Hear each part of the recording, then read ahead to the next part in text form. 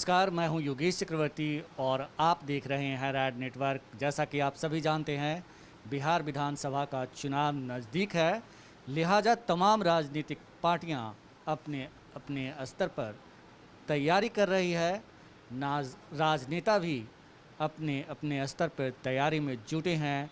इस बीच राजनीतिक गलियारों में अफवाहों का बाजार भी गर्म है और यही जानने के लिए हम आए हैं यूथ आरजेडी के प्रदेश अध्यक्ष कारी सुहैब जी के पास, जो इस वक्त हमारे साथ हैं। कारी सुहैब जी, रैड नेटवर्क में आपका बहुत स्वागत है। धन्यवाद। क्या गठबंधन का स्वरूप बदल रहा है? देखिए, हम लोग राष्ट्रीय कार्यकारिणी की जो बैठक हुई थी, उस बैठक में सर्वसम्मति ने सारे लोगों ने मिलकर के राष्ट्रीय अध्यक्ष जी को अधिकृत कर दिया कि किससे गठबंधन करना है, नहीं करना है, किसको क्या लड़ाना है, नहीं लड़ाना है, ये उनको अधिकृत कर दिया गया है। अब ये हमारे राष्ट्रीय अध्यक्ष जी तय करेंगे किससे गठबंधन होगा, नहीं होगा। अभी जिससे गठबंधन है वो तो है ही, महागठबंधन तो है ही, तो चल रही है। राष्ट्रीय जनता दल तो पूरी तैयारी कर रही है सभी 243 सीट पर, और पूरे 243 सीट पर राष्ट्रीय जनता दल ही चुनाव लड़ेगी। अभी आप यूथ हैं, तेजस्वी यादव यूथ हैं, एलजेपी के अध्यक्ष हैं, चिराग पासवान वो यूथ हैं। उनका कहना है कि गठबंधन का स्वरूप बदल रहा है, संकेत आपकी तरफ आ रहे हैं, क्या कहेंगे इस पे? मैंने कहा ना कि राष्ट्रीय अध्यक्ष को अधिकृत कर दिया गया है, किससे गठबंधन होगा, नहीं होगा। हम 243 सीट पर हमारे नेता आदरणीय तेजस्वी यादव जी के निर्देश पर चल रही है तैयारी। हम 243 सीट पर तैयारी कर रहे हैं। 243 सीट पर ही राष्ट्रीय जनता दल लड़ेगा, क्योंकि मैं फिर बोल रहा हूँ, 243 सीट पर राष्ट्रीय जनता दल लड़ेगा।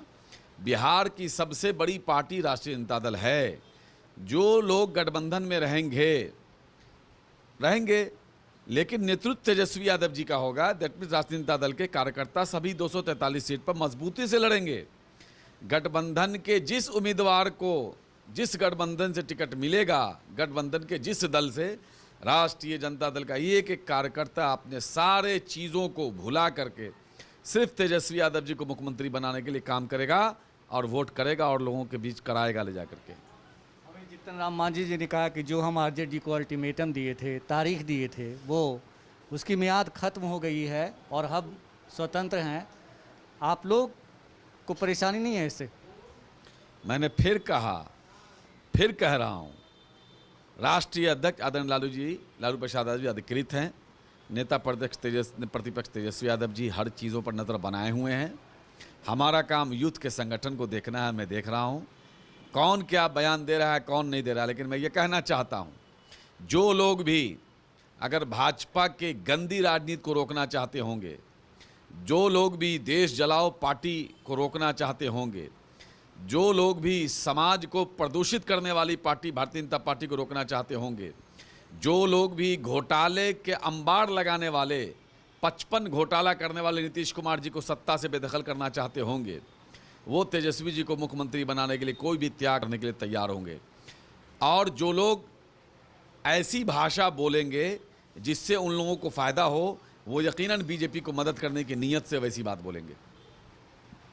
साहब, पिछले दिनों पूरे राजनीतिक गलियारों में चर्चा है कि आरजेडी में एक बड़ी टूट होने वाली है, तरह तरह के कयास लगाए जा रहे हैं, क्या कुछ कहना चाहेंगे आप इस पर?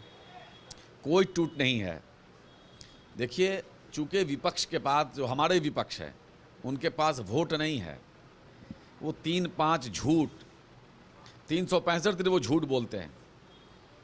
पूरे वर्ल्ड में अगर ये ढूंढा जाए, रिकॉर्ड जमा किया जाए कि पूरे वर्ल्ड में सबसे ज़्यादा कौन देश का प्रधानमंत्री झूठ बोलता है, तो हमारे प्रधानमंत्री कोसों आगे होंगे। कोई एक दो से नहीं, लंबी दूरी होगी बाकी लोगों के देशों से, देश के प्रधानमंत्रियों से।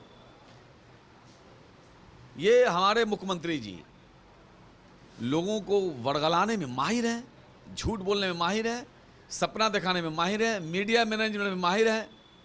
मजाल है कोई पेपर सही बात लिख दे, मजाल है मुझको एक उर्दू अखबार, जो एक छोटा सा अखबार है, बहुत कम लोग उसको पढ़ पाते हैं, उस उर्दू अखबार के मालिक को मैंने फ़ोन किया कि मेरा रिलीज़ गया था, ये आई नहीं खबर आपकी। हाथ जोड़ लिया, कहा क्या कहें, फ़लाँ दिन आपकी खबर आई थी, नीतीश जी के ख़िलाफ़ थी, नीतीश जी का डायरेक्ट मेरे पास फ़ोन आ गया और हमारा बर्बाद हो जाएगा। आप जानते हैं कि सरकारी एड से ही चलता है। कई लोगों ने मुझे, अखबार वालों ने डायरेक्ट कहा।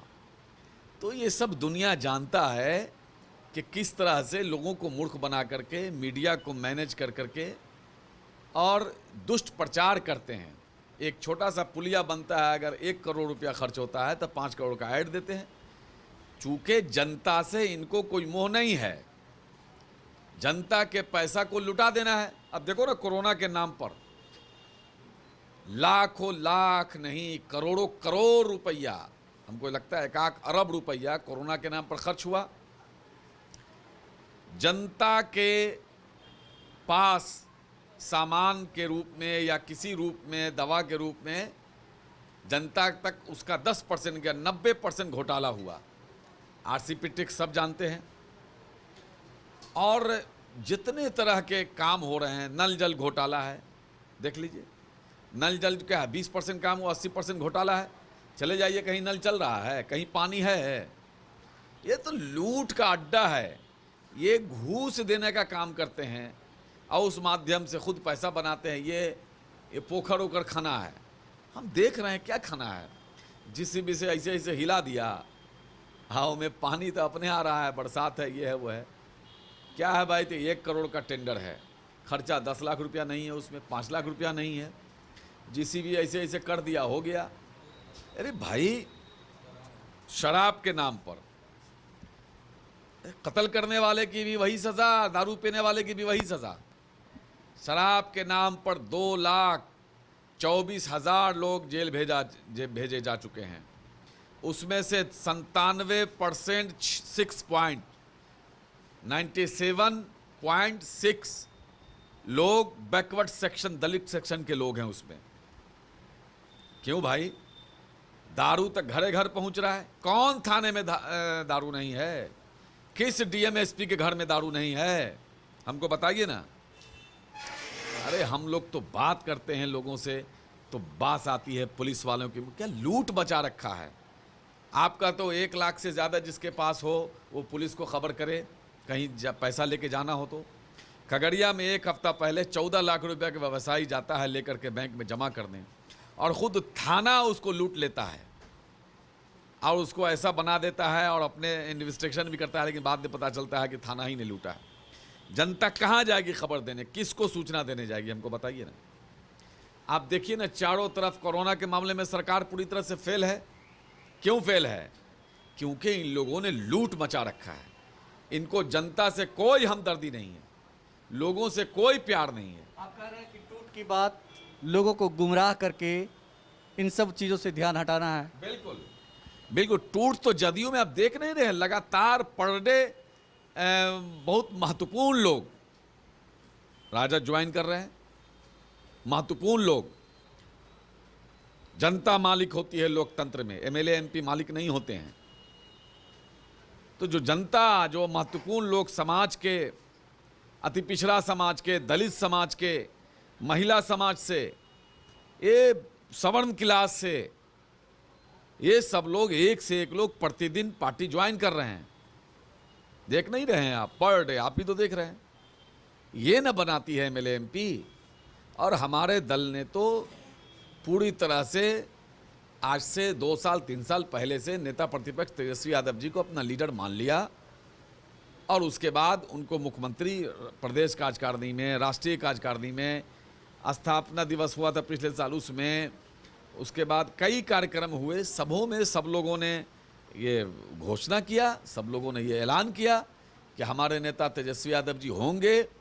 और बिहार ने इस बात को मान लिया। आप चले जाइए कहीं भी, क्या नौजवान, क्या बूढ़ा, क्या महिला, क्या अति पिछड़ा, क्या दलित, क्या आगरा, क्या पिछड़ा, सारे लोग तंग आ चुके हैं। नहीं, 15 साल के शासन से हत्या प्रतिदिन 20-25 हत्या रोज हो रही है। यहाँ व्यवसाय पूरी तरह से चौपट है यहाँ। व्यवसायिक भाई जो हमारे हैं उनकी हत्या हो रही। अब बताइए, लॉकडाउन में जब कोई इंसान दवा लेके जाता था तो उसको पुलिस मारती थी, लेकिन लॉकडाउन में 26 व्यवसायियों की हत्या की गई। उसको हथियार लेकर के हत्या करने की इजाज़त किसने दी? जो अपने आप को वैश्य समाज का नेता कहता है, सुशील मोदी ने दी। क्योंकि सुशील मोदी ने, मैं इसलिए कहता हूं दी कि सुशील मोदी जी ने हाथ जोड़ करके अपराधियों से हाथ जोड़ करके कहा कि पितरपक्ष तक रुक जाइए। अब बताइए, बिहार का डिप्टी सीएम अपराधियों से हाथ जोड़ता है और समय मांगता है कि इतने दिनों तक रुक जाइए। इसका मतलब साफ है कि डिप्टी सीएम की आवाज़ से पूरे बिहार का जो अपराधी है वो सीएम हाउस से और डिप्टी सीएम हाउस से डील होता है। ये तो तय हो गया, इसमें कहाँ कोई दो राय है। तो इसलिए व्यवसायी भाई भी, हम गए थे सब जगह, व्यवसायियों में जो गुस्सा है, आपने देखा होगा मेरे सोशल मीडिया पर लगातार जो गुस्सा है, जो आक्रोश है। लोग तो इंतज़ार में हैं कि वोटिंग का डेट जल्दी निकले कि हम इतना कस के बटन दबावें कि एकदम ये फाइनली यहाँ से चला जाए। रैड नेटवर्क से बात करने के लिए आपका बहुत शुक्रिया। धन्यवाद, आपका भी शुक्रिया। ये टिकारी सुहैब, जिनका कहना था कि आरजेडी के अंदर किसी तरह की समस्या और टूट नहीं है, बल्कि इनकी लोकप्रियता से, तेजस्वी यादव की लोकप्रियता से विपक्ष के लोग, विरोधी पार्टी घबराई हुई है और यही वजह है कि वो इसे अफवाह फैलाकर, अनर्गल बातें कर करके अपने आप को वजूद में रखने की कोशिश में जुटे हैं। योगेश चक्रवर्ती, रैड नेटवर्क, पटना।